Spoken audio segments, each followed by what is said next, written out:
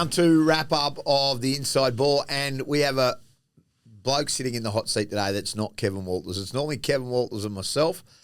Kevie, would you believe it, is having his wisdom teeth out. Suck shit.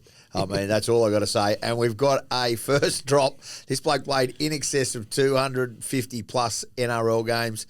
He's been suspended more than anybody in the NRL. His name is Josh McGuire. Hello, my friend. How are you? Mate. Thanks for having me. Good to see you. Mate, you got big shoes to filling in for Kevie today. Well, I know. I'm in the booster seat too, like Kevie, so I should be all right. But Kevin's asked me to stand in for him today while he's getting his baby teeth removed. So it'd be good to see. You ever had your wisdom teeth removed? I never had wisdom teeth. I was pretty lucky, but none of these teeth are mine either. So. You've got no front teeth as well. We don't need to take them out They've because it's all not been good. replaced, mate. So I played my whole NRL career, no mouth guards, so it's probably learn your lessons. Yeah, we will get to a bit about Josh McGuire, and we have a special guest on Wednesday. So moving forward, every Wednesday we're going to have a big name rugby league player. Now it's not Josh McGuire this week, but I won't tell you who it is. But I reckon you might have played some football with this bloke at some stage. Maybe just coming through. You might have been a senior footballer. You might have. But watch for Wednesday. We have a huge guest. Inside Bulldog Podcast is our Instagram page. Let's get into round 2. Not a single bloody Queensland team won a match. It was ugly from the get-go. Dolphins beaten 26-12 by the Knights Thursday nights. Initial thoughts when you watched it, Moose? I thought the Knights just obviously competed. The Safidi brothers obviously went at it pretty early, but just I think the class of like Kalen and those kind of guys in the Newcastle team. I think also the hype around Dylan Brown. They probably guys at that team probably want to make their own stamp considering the money that Dylan's got. Kalen's, in my opinion, probably one of the best players in the world. So, he's probably wants to make a statement as well. He's probably excited about the opportunity to have Dylan there. But, us as competitors, as soon as I know somebody's on more money than me, I want to make a statement as well. I'm sure Kalen did that as well. He was so good, wasn't he? But just a class above. The issue that I have, though, when you look at the Dolphins, they've got Jerry Marshall-King, they've got the Hammer, they've got Katoa, they've got Felice Kafusi, Max Plath, Tom Gilbert. There is enough players in that side to compete, yet they look so far off at the moment, and they take on the West Tigers on Saturday afternoon. To me, it's a danger game. The Dolphins, with Wolfie, and you know him well, you've been coached by Wolfie, great coach, but to me, they look underdone at the moment. Yeah, I think the Dolphins, they do have Hammer, but Hammer is an instinctive player. Yeah. Katoa is probably more of a, straight up and down half, where they kind of just, they need a runner. They don't have that X factor like Broncos have a Katoni Staggs or, Reese or those kind of guys. The best teams have that, and they also don't have any heavy lifting. So the middle forwards don't make big meters, but their backs don't either. Yeah. So, with Penrith, they have the back five that do all the heavy lifting. And then, when you look at their pack, it's not a big pack, so there's not a lot of momentum or generated ruck speed. So I don't see how they can create. They'll grind hard, but I don't see the opportunities when the game's in the balance who can turn it up. Unless Hammer gets going, and he can, but he's the only one that can really do anything and win a game by himself. Where Herbie's out of form as well at the moment. It's unlike Herbie. He's just not playing as well as he should be. Well, he's just not getting good ball either. Sometimes halves just need like a guy like Herbie. You just give him an early pill, let him create for himself. But at the moment, he's leading into holes, and I think Herbie's best attribute was when he gets the ball on an unders line and he cuts back through the middle. Yeah. But you're not seeing that at the moment. He isn't backing himself. He's not getting to create the opportunities which he's good at. I think his injuries as well. You get comfortable here in Brisbane, especially when you come off a good year like Herbie has. You do get comfortable and complacent, and the good players know how to do it week in, week out. And he's still learning. He's still one of the best centres in the world, but just needs to find his feet. Yeah, interesting. And they take on the West Tigers. We saw what the Tigers did. They put Parramatta away in the end yesterday. That game is now they need to win that, the Dolphins. And we'll preview it on Thursday, but they really need to win that game at home. Yeah, I think the Tigers are a good team. Like, it shows what happens when you get the class players in the team. They've got Taravi, the winger. Yeah. Obviously Luai. Terrell May's been the front row of the comp so far. He's playing nearly 70 minutes straight.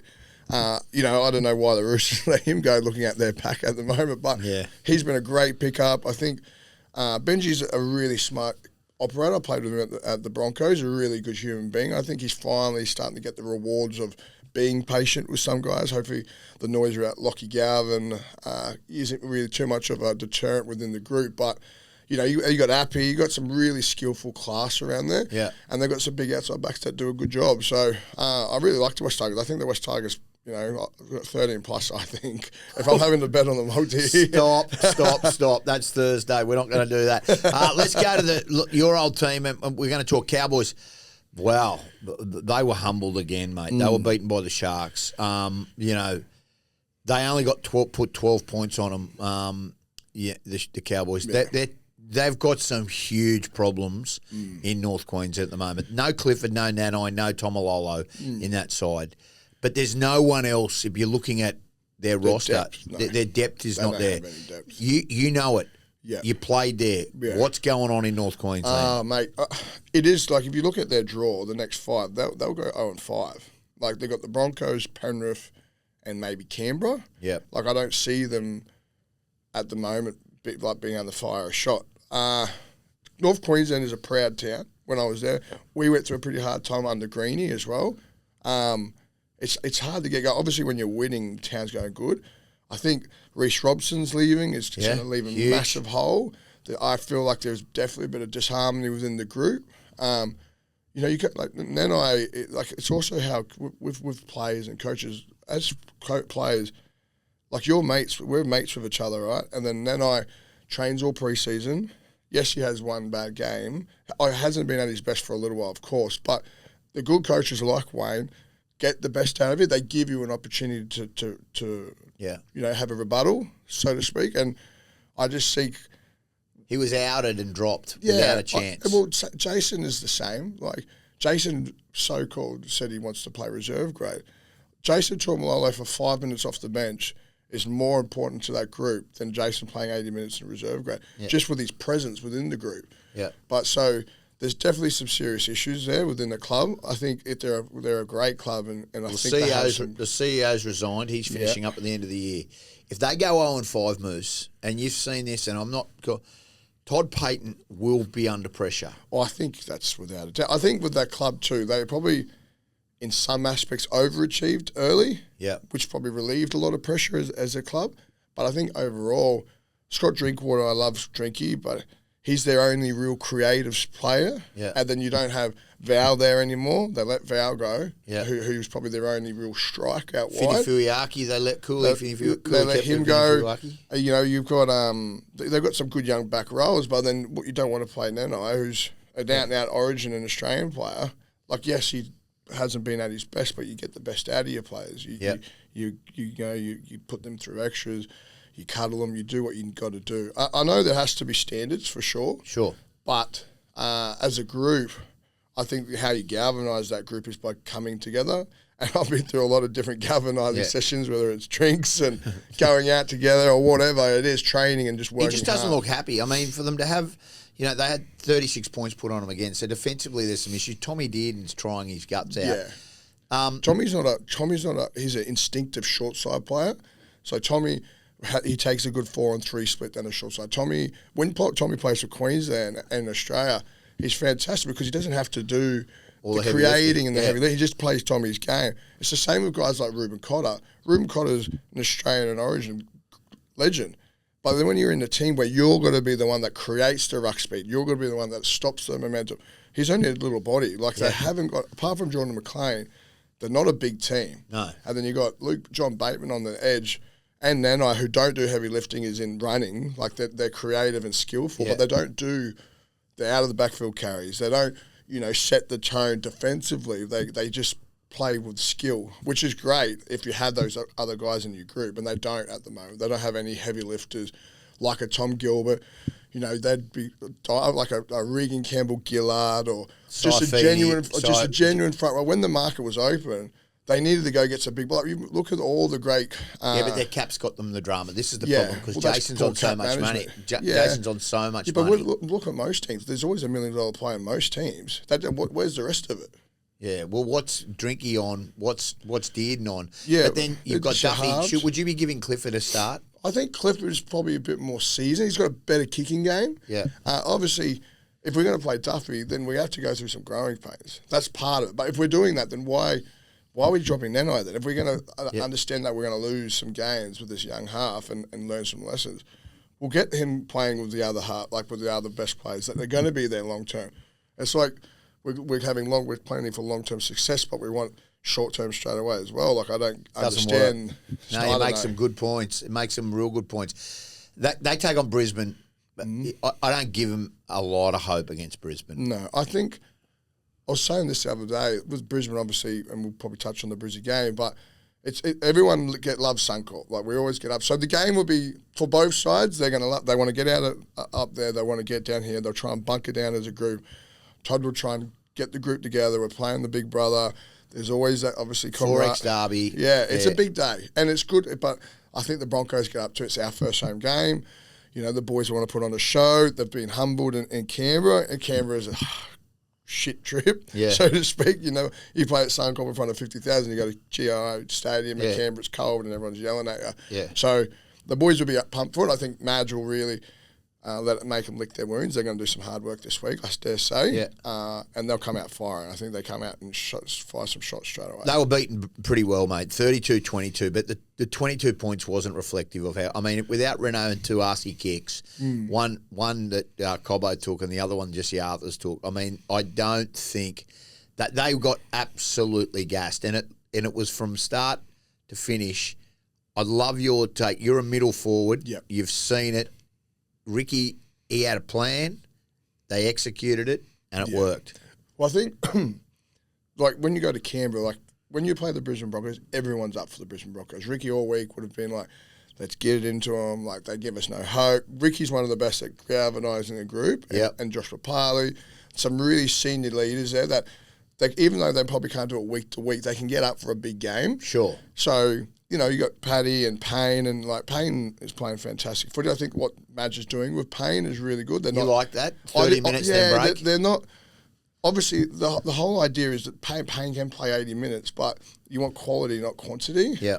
I think you could probably wheel Paddy back as well. Yeah. And get Paddy. Paddy played the full 40 minutes. Like, he had big minutes as well. Yeah, but Paddy's an athlete. Like, he's a gifted athlete. But, I mean, you got Corey Jensen who can play good minutes. You got some Kobe. What do you think of Willison? Xavier's a big body. He's raw. X's could do anything. He's really an in tune kind of guy that wants to learn. He's still a baby, so to speak, in the football front row world. I think there's no point to rush him. He's a big human. He's got a long stride as well. He's quite hard to put on his back. So I think he's got a big future. It's just probably we need a bit of nasty. Yeah. You know, we need a bit of anger in there, which is you can get away with it, but. There's no alpha there at the moment. Like, when you played Moose, and we will at sometimes throughout the year sit down with you, but you were as bad off the ball as what you were, and you got suspended for it. But a lot of the time, the coaches loved the fact that the niggle and that you were, like, as much as your carries were tough, you also were a hard ass and physical. There just doesn't seem to be. Hetherington's got that in him, but he's not. Kobe get hit. Yeah. But the game's changed a little bit in a way of like, Kobe can't get away with it as much as he used to. But I think, and I was on another, having a chat before about who I think the best front row in the game is.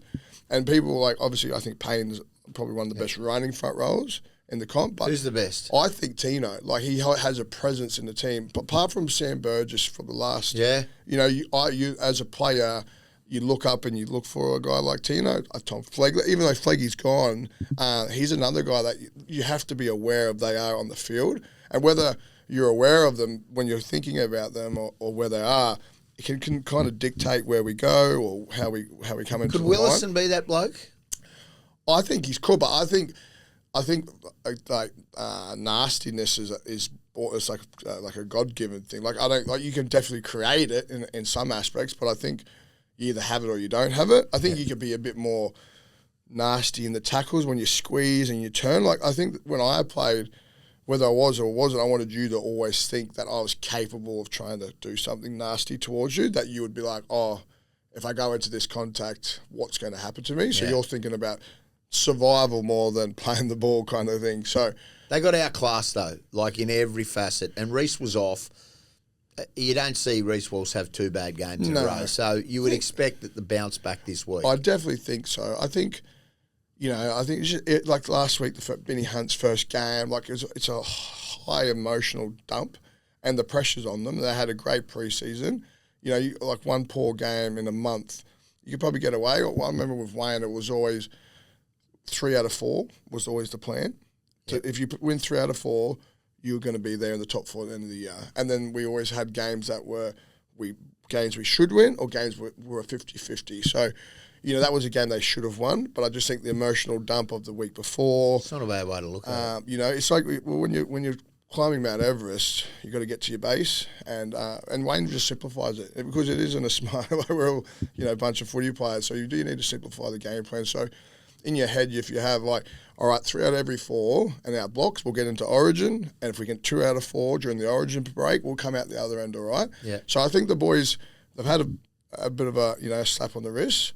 I think Madge flogs the shit out of them this week, and which is duly needed. And then we get back on with it because the pressure's there. It's always going to be there as the Broncos, but their team is too classy not to win. Like they would you be starting Piakura over Gajewski?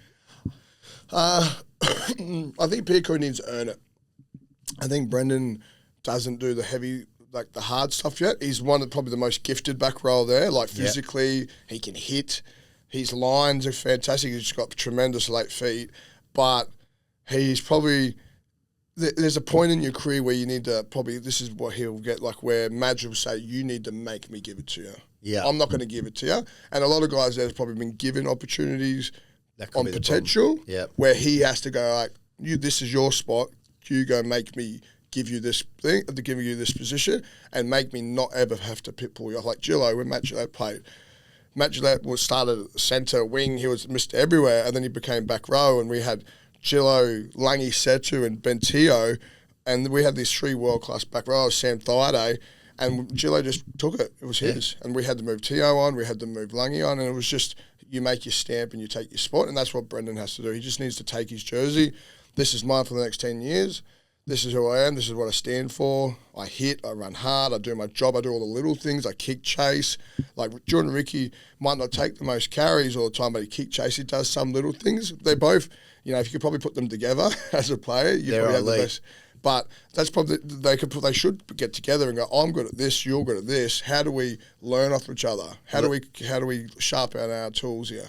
I watched Canberra and I saw one bloke by the name of Zach Hoskins, and it makes me want to choke on my beer because he was a Bronco. Yeah. And look how good he's going. Well, I think you look at a lot of the players that are around the competition who played at the Broncos who have gone on. But you can't keep everyone.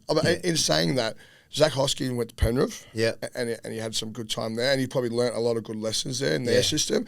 Well, if I'm looking at back rowers, Liam Martin, for me, the way he started in Vegas, he's the best back row in the competition. And that's who he learned off. That's who Zach did. Yeah, and now Isaiah Papali's there, and they've got that rotation with him and Scott Sorensen. So I just think, back row is a very easy job. When I played back row was try and kill the halfback and try and run over the halfback. And the more times I can hit him, whether it's with elbows or running into him or hitting him off the ball, whatever, just making your presence felt, or you're running inside shoulders and really putting them under the pressure that that's when you find you kind of your spot in the team. I think Benny Hunt can really get the best out of his back rows. When I played next to him, he does all your thinking. Yeah. So, it's not a hard job. No. He's counting the numbers. He's telling you who to tackle, who to sink on. So, it's an easy job back row sometimes if you don't try and overcomplicate it. Yeah. Renault and Hunty, I like that halves combination. Yeah, I definitely agree. I think Renault... Honey is a runner first. He's always been a more runner. He's had to play the traditional halfback job when we had Milford. And then at the Dragons, they had no one. So it was Benny's show and no show when we were there. Like, you've kind of felt bad for him because he could still play 10 out of 10. But, it's hard to soar like an eagle when you're flying with turkeys, so to speak. And Benny's had to do that for a long time probably. But he's a fantastic player. And I'm just it's such a Cinderella story. If you don't want to get ahead, but he's just a good person as well. And I just want to see him have success, and hopefully it is this year. But you've got a lot of things have to go right to get to the big dance. Yeah, you're dead right. Okay, the Titans. What the hell? I mean, they got beaten and humbled probably pretty well. 40 points to 24. They got back to 24-12, I think. Mm-hmm. But, mate, it just seems to be, they can score points when they want to, but the defence was way for thin again. And mate, Fafita didn't come on till 30 minutes left in the game. I mean, what is going on? I just think the Titans have always been like that. Like you don't want to wake them up, but like they're the team that can score points from anywhere. Like they've always gotten away with like those little crappy wins in the last minute because they have like they've got players skillfully wise, like they're a very talented group when you look at their roster, but Kieran Foran's not there. Yeah, but mate, you've got a forward pack of Tino, Mo, Regan Campbell-Gillard, Verrills, Khalees Haas, Fermor. I mean, then you've got Campbell, Brimson, Keanu Kinney, Loffy Pereira, Brian Kelly. Like, I mean, they're a great team. They're a great team. So what the hell's going on? I think they've probably got the best pack. I agree with you. I think it's the best pack in the NRL if they can get it right. They've got a huge pack. But I think they need to play a football style that suits them then. Like you want to roll your forwards on, you want to give them onto the middle. I don't think AJ Brimson knows what he is, or he doesn't know where he stands, and he's on this massive contract there that he's not a half. I could see him leaving. I mean, I think he should leave. If I'm looking around the competition, and at the start of the year, I was a big fan of thinking Brimson should go to a Manly and play fullback there. But after seeing the way Tom's come back, but again, Tom needs bit of help sometimes within the group of like maybe don't have to do him all the heavy running. His hamstrings aren't made for it. So a Brimson at a Manly, I think, works somewhere. Yeah. Or Gold Coast, the Warriors should look for a play like that. Like they're struggling at the moment. Yeah, he's a fullback. I agree. I think he's a runner. He's a fullback Kenny's runner. A very good fullback as well, but so you don't want to lose him. So they're trying to make... skillful. They've got 3 fullbacks in the half. Campbell. I don't think Campbell leaves. I think Campbell could play 5'8". But they need a genuine halfback once Foles leaves. The thing is, there's not many around. Like, you're paying $13 million for Dylan Brown, who's not a halfback. So, or you develop your own one coming through. Like a guy like... there's players around who are in the reserve grade competitions who you could probably, like a Fogarty again, that kind of guy, that you could... Get him back there for a year just to hold the fort. Grow through. Yeah. Gold Coast is a great nursery for football. But, it'd be interesting to see, who goes where, like within the team. Okay. They take on the Knights on Saturday. Yep. The Dolphins take on the West Tigers, and the Broncos and Cows play each other. At least we have one Queensland team win somewhere. You're right. There's going to be a Queensland team win. But what I would say is that if Titans get rolled, and they're down 2, and then you look at the Cowboys 0-3, or Brisbane 2-1, the Dolphins are in the same predicament. They're a really topsy-turvy competition to start off with. Yeah. My question for you is, as a fan, we ride every week. But as a player, do you get too upset if you drop 2 or 3 early on, or if is it like everybody says, look, mate, like they might have missed the jump, but when the whips come out with 100 to go, they'll be there. Tell us honestly. Yeah, I think when you're in the system, I've been a part of Broncos teams where we've dominated all the way through from the start to finish, and you come out hard. And I've been a part of years where we've come home hard. I think as a group, it's more important to, if you're not winning, how you're losing. Yeah. Like if you're losing in a gritty, tough, back and forth game, and it just comes down to a one-on-one play and something happens, you can go into next week feeling comfortable. But if you're spent 4 months preseason training fundamentals, movements, decision making, and it's just fallen apart already, you're sitting there going, what the hell's going to happen? What are we going to do? Well, how do we fix it? The biggest thing is for players is to have a system you believe in. And if you don't believe in the system, and the biggest thing when I was playing was if you did believe it, or if you didn't think it would work, or you did, you had to buy in. So whether a system, what are the fundamentals for a defensive system is, are we an up and out team? Are we up and slide? We're an aggressive team? Do we jam? They need to be on the same page. And I always thought the best teams were people with systems that fit their players. Yep. So the good coaches get a system. They find out what players we have, what's their natural movements, their natural talk, their natural decision making, and we will create a system around that. So when you watch Penrith, they're all aggressive. They have a fundamental key, by the looks of them, a fundamental key of being aggressive first.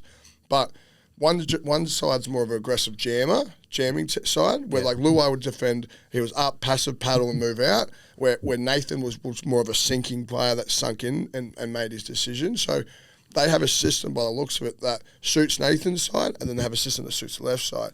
Where then with some coaches go, hey, it's this way, guys, and you got to fit this, could sometimes not work. And that's what I think is something that's happening with like the Cows. They have a system that it just doesn't fit their players. I feel like that's at the Dolphins a bit at the moment as well. Like Wolfie's got a system that he wants to play, but he just hasn't got the cattle at the moment. Yeah, it makes a lot of sense as well. Wolfie, he's a good coach. He's a great coach, like a hard man.